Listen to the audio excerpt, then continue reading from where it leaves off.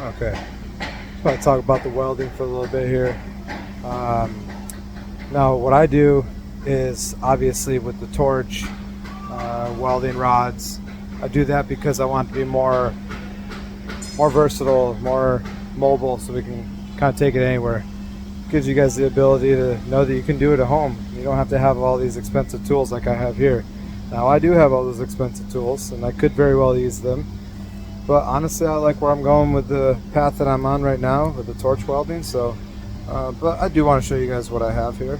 What I have here is Dent Fix Easy Nitro plastic welder, and this bad boy down here, a little dirty down there because I haven't cleaned it in a long time, but that is a nitrogen generator, separator I should say. That'll give me, they say, about 96% pure nitrogen out of it when I turn that thing on.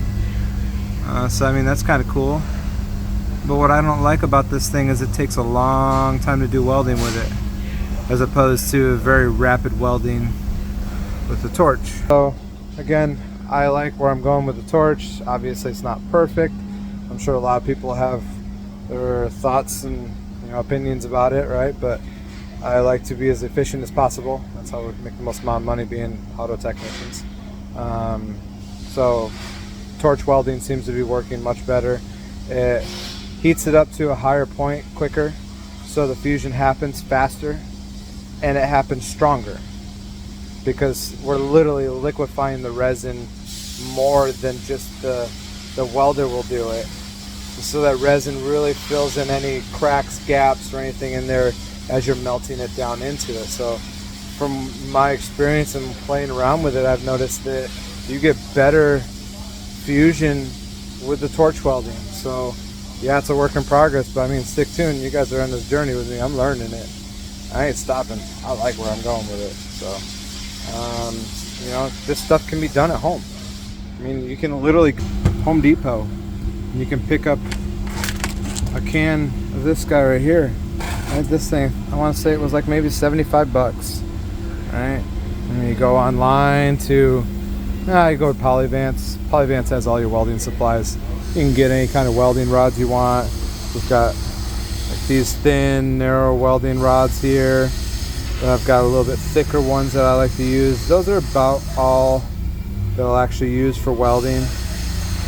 Once you get into the point where I'm at, you realize that the other welding rods are just kind of for show. All the other tools are just kind of for show. It's cool when you're getting going, if you want to be like, oh yeah, look, I got a stapler. Oh, that's cool, you got a stapler, huh? How well does that hold? Because I promise you, I've had experience, it doesn't hold very well. So all you people that are trying to brag about your stapler, open your mind, open your thought process.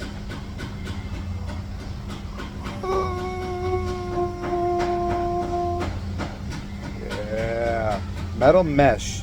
This stuff is fantastic. You can weld it, the material, right? So if I have like a crack, I can make a little tab, right? And I can weld it into it, melt it in, and then weld over top of it to bury it.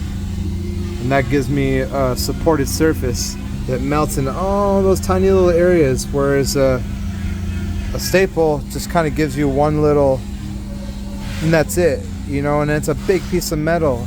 Metal doesn't fuse to plastic, right? So if you're really trying to get a good support system going, you need something like this. Something that all that plastic can just embed itself around all that mesh. You really get a solid bite with that. Next time